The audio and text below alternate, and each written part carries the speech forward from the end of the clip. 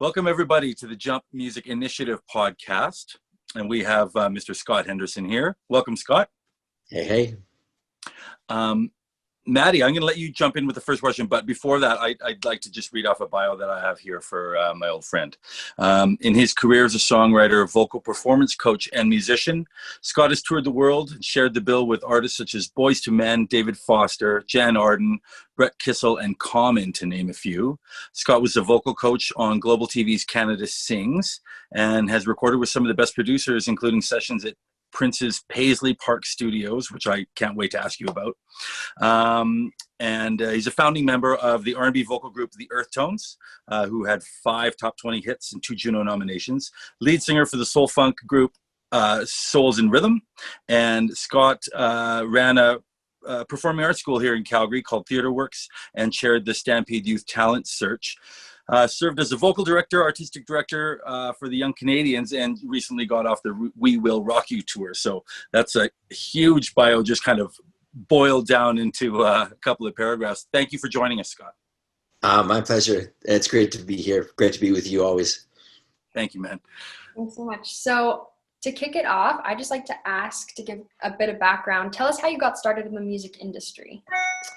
Well, I was, let's see. I grew up taking lessons, vocal lessons and piano lessons.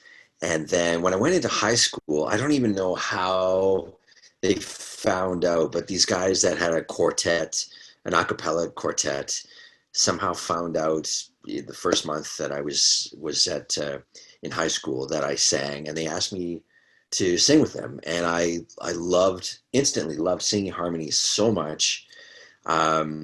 That they made me a member of the group, and I kind of took over the group and started managing the group. And by the time we were finished high school, we were pretty much gigging every weekend and doing shows all over Southern Alberta. And this is the EarthTONES, of course, you was talking about. Yeah, kind of the EarthTONES really didn't start like kind of one sort of like day. It was kind of morphed into what it became.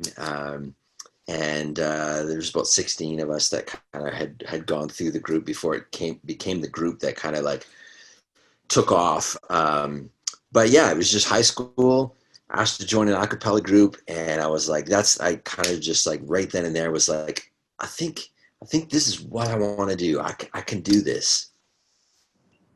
And this was in Calgary, is that right, Scott? Yeah, Bishop Carroll High School. Grade 10, September, grade 10, boom. That was it. Oh, wow. And so you were busy by the time high school was towards the end of high school. You were gigging lots. Were you touring yet? We weren't touring yet, but we were pretty entrenched in Southern Alberta. So our weekends were like, Edmonton, Red Deer, Banff, Kananaskis, Jasper, and of course lots of gigs in Calgary. We were pretty locked into at least a couple gigs every weekend somewhere. Yeah. I'd like to ask, so it seems like you kind of came about, other people kind of invited you into their group, but what would be your advice for someone who doesn't have that opportunity? How would you tell them to get involved with their community and get started in music? Well, the great thing now is that there's never been more young people making music, singing, playing instruments, and producing music, and dancing, and there's never been more young people involved. So and especially with social media, I think it's pretty easy to kind of put yourself out there and identify yourself as somebody that's passionate about music, and reach out to people that you see, and certainly if you put yourself out there, people will come to you as well. So I think it's probably much more it's probably easier now to engage with other like-minded young aspiring artists, but there's nothing wrong with approaching people, and I think people still today do that far too seldom. If you see somebody that inspires you or somebody that's really talented, like you're doing, ask some questions and find out what they're doing and why they're doing what they're doing and what they're into and what they're involved in, you know, reach out. Scott, I remember seeing you on TV and on Much Music and all those sorts of things, you know, when I was a young man. And I was wondering if you could talk a little bit about how the EarthTONES rose to fame and what that journey was like, and how the industry was for you at that time, and maybe how it's, I mean, obviously a different thing now, but if you could just speak to a little bit as to the EarthTONES story.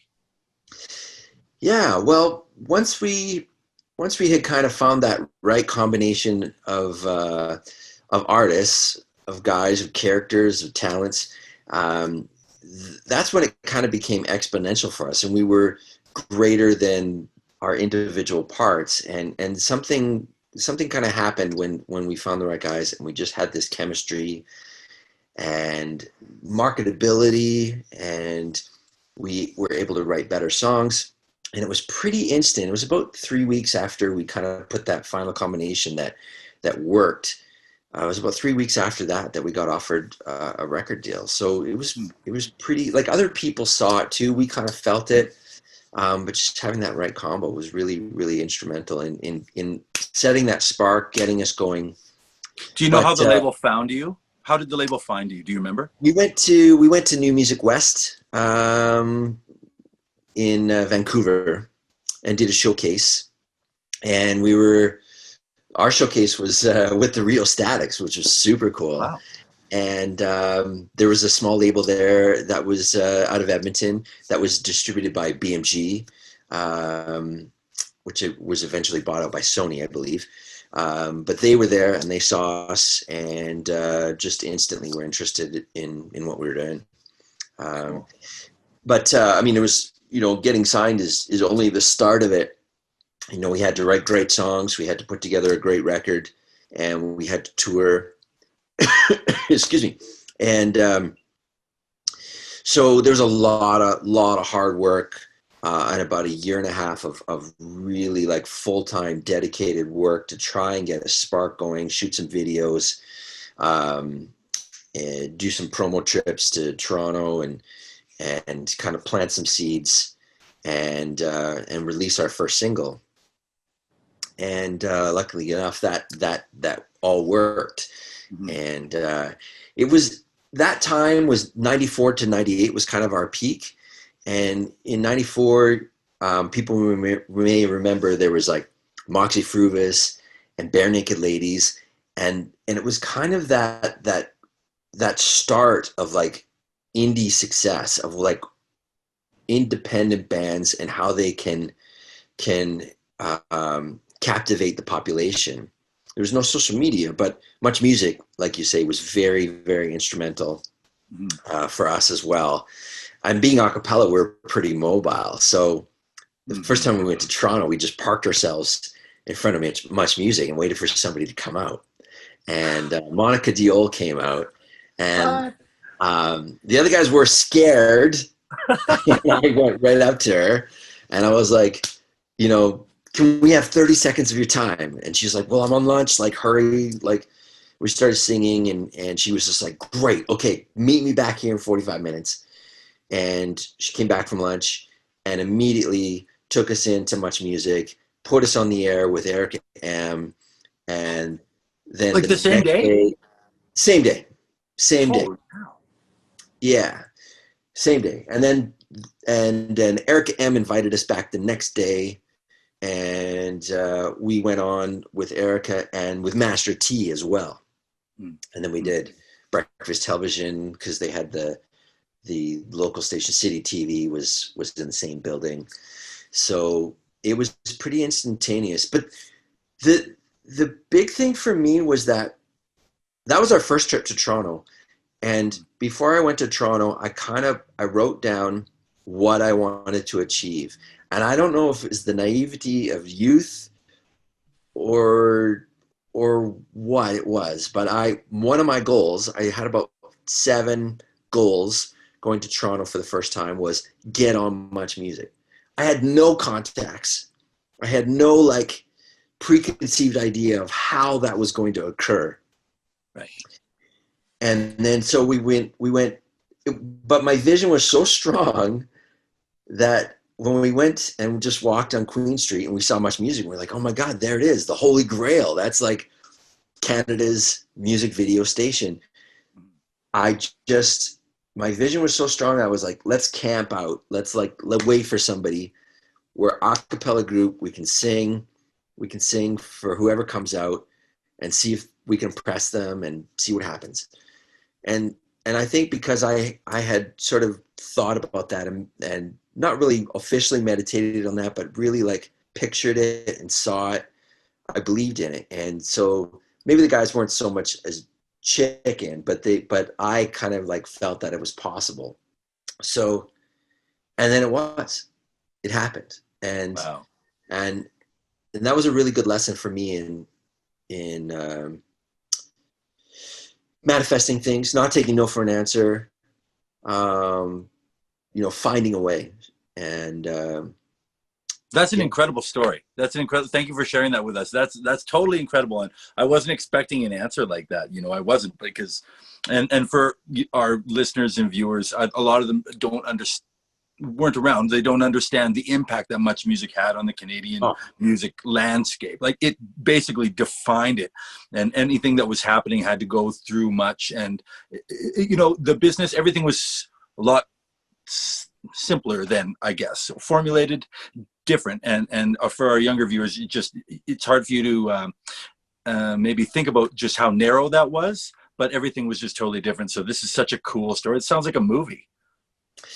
Yeah, it was surreal. And yeah, to be there, like, I mean, for anybody that, just think of your favorite TV show or your favorite actor, and then like you've sort of obsessed about them. And for us, Jory, as young musicians, watching Much Music and being in Calgary, which is so far from Toronto, to be there at the building, and then all of a sudden you're on air with these people that you've watched like thousands of hours with, and it just all happened in a split second, was very surreal. And it was really like the next few days after that, just walking around Toronto, just so many people recognized us, and that helped put us on the map across the country, because of course it was national, a national station. But you're right, the gatekeepers of the music industry there were very few of them, and there were very few ways to make a big impact like that. You had to be on a major label, or you had to have a great video. There was no YouTube, there was no social media. So how are you going to reach a whole lot of people like that? And radio in some ways has changed a lot, in some ways it hasn't. But even back then, they just didn't take a chance on any act.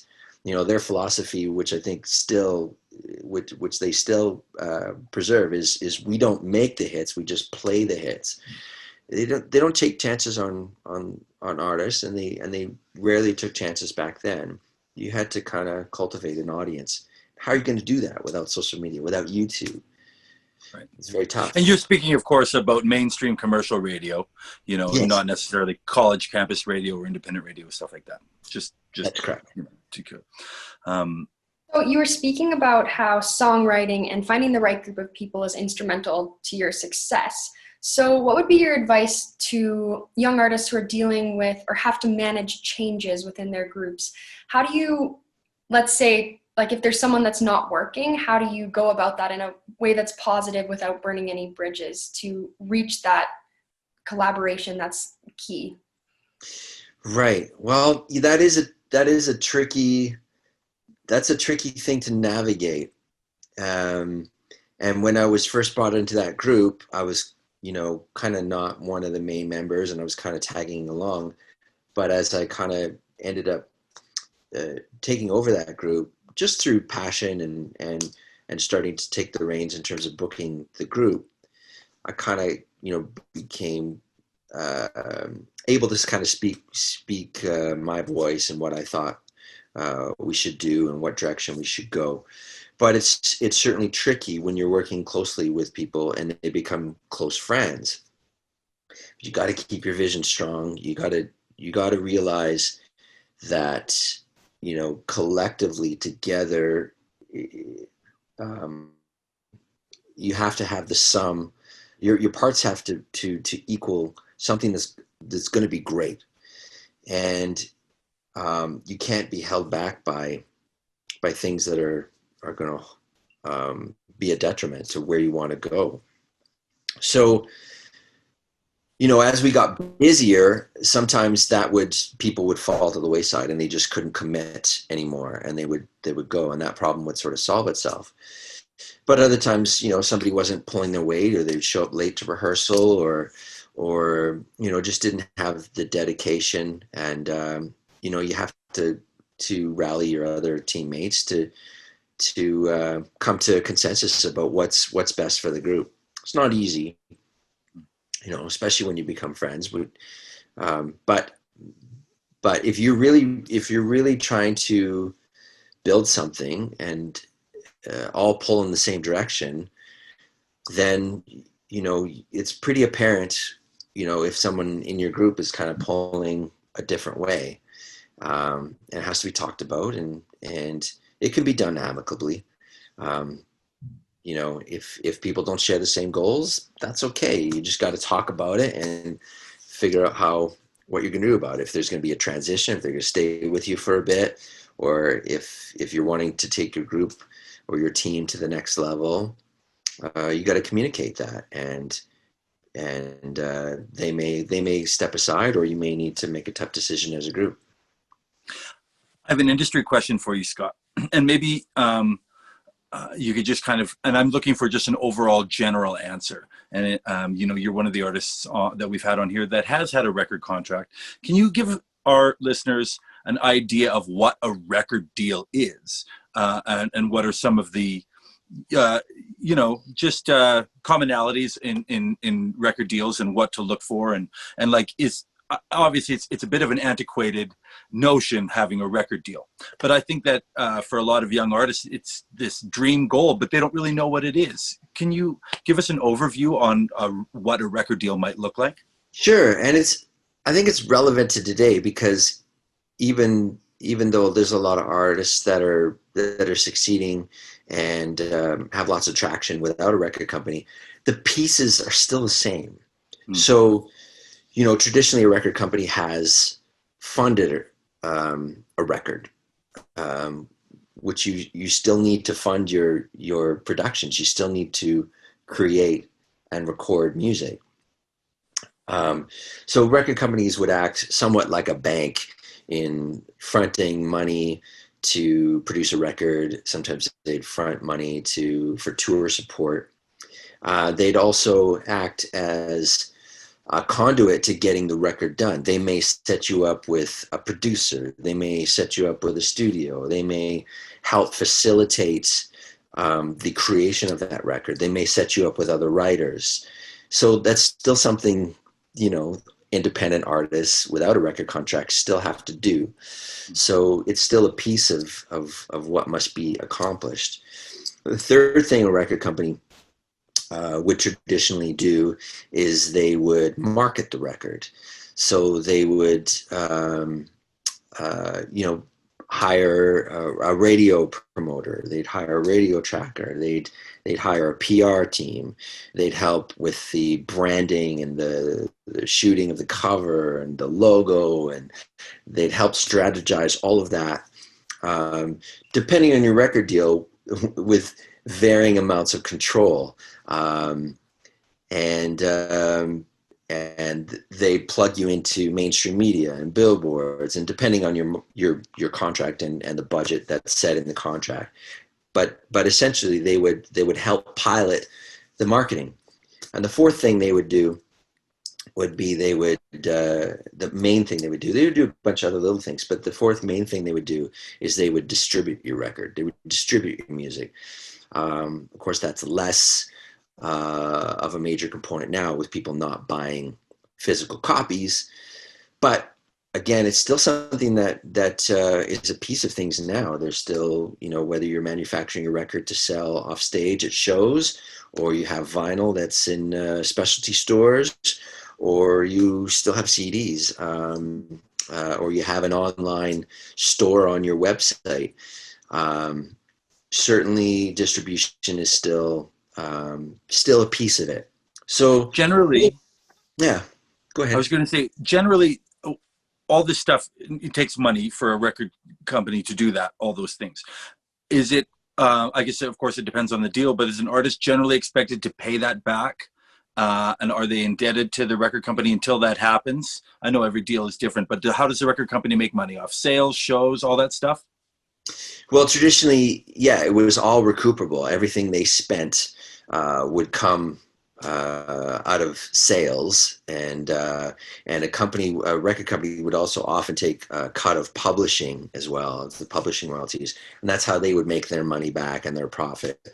However, now what's quite common are what's called 360 deals, where now record labels would get a cut of merchandise, they get a cut of your touring revenue, they get a cut of any endorsements, commercials, they get a cut of any sync licenses with movies or television. So anything you make, the record company may get a piece of now. 360 deals are more common now, whereas before. Is that why they call it a 360 deal? Is like everything? Yes. Yeah. Interesting. Okay, do we have time for one more? Oh yeah, for sure. I think we're going to definitely have to do a part 2 with Scott. I have so many more questions, but Maddie, please go. Switching gears a little bit, what was it like to run the Stampede Talent Search, and how did you discern different talents from each other? Well, that was a whole team of people that ran that organization. The Stampede Talent Search started, I think, in like 1980, and I participated in it when I was young, and it made a huge impact on me. So for those that don't know, the Stampede Talent Search was basically a talent competition. Anything that you could put on a stage was fair game. Dancing, singing, playing instruments, juggling, anything. And but the Stampede Talent Search was often kind of the first to put the spotlight on some young unknown talent. So Paul Brent, it was kind of his first notoriety. Michael Bernard Fitzgerald, Gavin Hope, Heather Natividad, who used to sing for the Calgary Flames. There's many artists and that have kind of come out of that. But it made such an impact on me as a young person that I a few years ago I wanted to volunteer and kind of join that organizing committee, and then I just kind of rose through the ranks and ended up chairing that organization. But it was really rewarding. And it felt full circle to have participated in that, and then to be able to run it with the perspective of somebody that had participated in it was really valuable. The Stampede's moved in a different direction, and the Stampede Talent Search actually has folded as of this year. I don't know all the reasons behind that, but it doesn't exist anymore. But it was a great platform for artists in Southern Alberta. And did experience in those types of related industries help you get things like your role in on the global TV show on Canada Sings? Just having experience for things with the Calgary Stampede Talent Search, and that they kind of led into each other. Is that right? Yeah, I think this opportunity came up to be a vocal coach on Canada Sings. It was a new show that Global was starting up, and a casting agent had sort of sent me a link for it and said, this looks like it might be up your alley. If you're interested, contact them. And so I did. but you're right. Like, I think my experience teaching for the young Canadians and working on the Grandstand show was really valuable in them selecting me. Working with youth, working with aspiring singers that maybe didn't have a ton of experience, and helping them prepare for a big platform like the Grandstand show. Kind of showed that I could help, people prepare themselves for stage and for a national TV show in a short amount of time.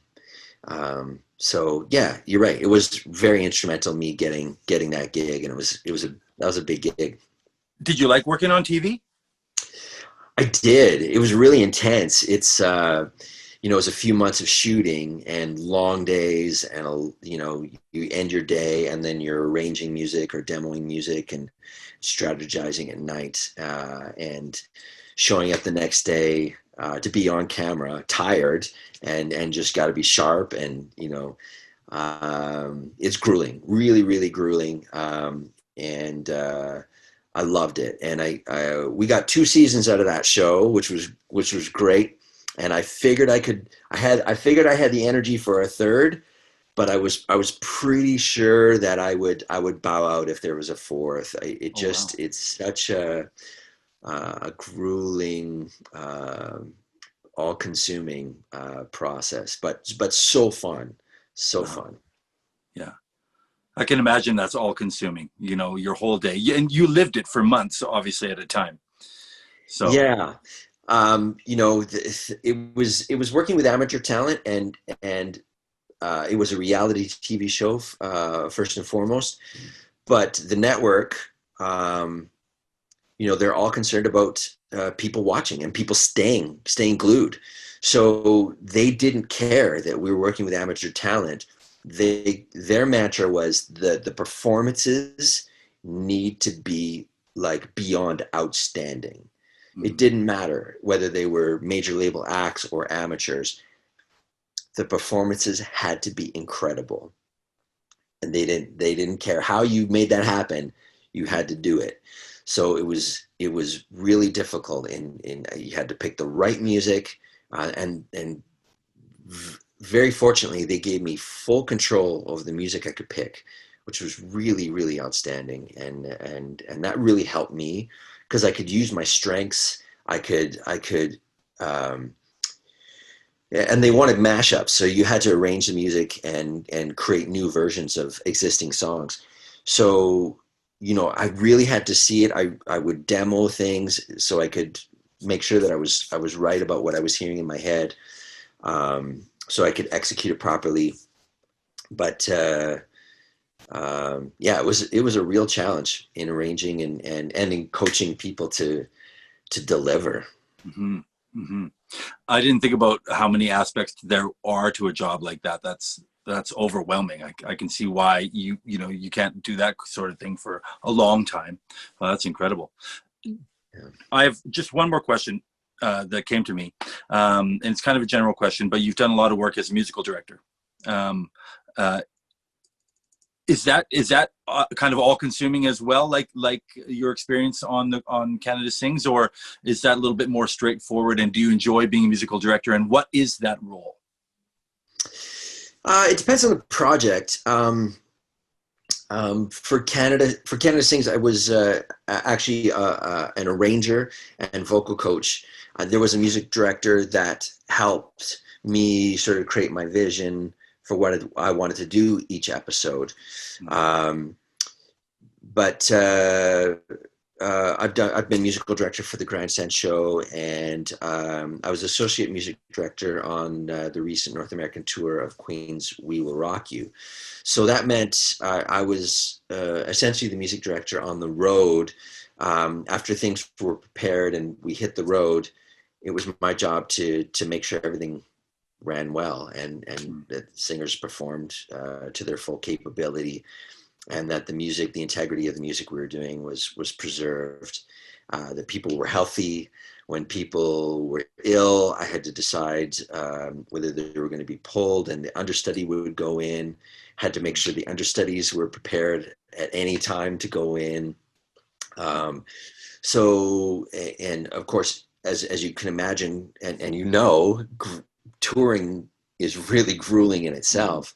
But then to be responsible not just for yourself, and I was playing keyboards in the show, but I had to be responsible for 16 other singers, and essentially the music that people heard every night, and made sure that was on point. Very long days, lots of decisions to be made every day, and you know, keeping everybody's voices healthy, keeping everybody's minds strong and their spirits intact, you know, is a difficult job. But yeah, you just jump in, and there's no time to really think about it. You gotta tackle the next thing on your list and keep going. No doubt. Well, it sounds like you did a fantastic job, man. Rave reviews all around for that, I know. Thank you. Maddie, do you have any more questions for Scott, or? No, not right now. I think that pretty much it covers a wide range of topics, but we have lots more we wanted to ask you. Yeah, maybe we'll have to save some for next time. But Scott, maybe could you leave us with just a general piece of advice for young aspiring musicians and artists? Yeah, well, I kind of alluded to this a little bit before about reaching out, but I've been surprised, having worked with so many young people, and having done such a diverse amount of things, that I've been generally surprised at how seldom I'm approached for information. And when I was 14, I would meet with all sorts of people that I probably had no business meeting with. I was a bit relentless in calling up people, and you know, if I was in an event or a concert, or just trying to find out who's in charge and just ask them questions, even before I was ready to do anything on my own. You know, there's a place, you know, if you're a young artist, there's things you want to do, there's places you want to go, and there's people out there that have the right answer. And YouTube is really useful in terms of like finding out anything you want to know. But I don't think anything beats, you know, sitting down one-on-one with somebody and sort of picking their brain about what they've done well and what they've failed at, and what obstacles they've had to overcome. Like Maddie, your question about like, what happens if there's someone in your group or your team that's, you know, not working out? How do you navigate that? I mean, that's a really solid question that normally nobody would ask until they face that themselves. You know, because this business is tough, and you know, there's no sense in reinventing the wheel. There's never been more people doing it, so it's really important to not, you know, waste your time and spend as much time creating good art as you can. So if you're trying to navigate the business and the world of music, you know, it's really good to sit down with people, reach out to people, and find out, you know, how did you get to where you got to, and how did, you know, what were your big challenges, and what did you have to overcome, and what mistakes did you make, and you will take that and you will use it to your advantage. And I really encourage people to reach out to artists that have kind of walked down that path a little bit. And that's why a program like this is really, really, really valuable. Cool. Thank you. Thank you so much. Thanks so much, Scott. Will you come back for a part 2, because we only got about halfway through what we wanted to talk about. Oh, for sure. Yeah, I love to. But yeah, let's leave her there for this week. But thank you so much for joining us. My pleasure. Thanks for asking me. Okay. Talk to you again soon. Okay. Great to meet you, Maddie. Great to meet you too.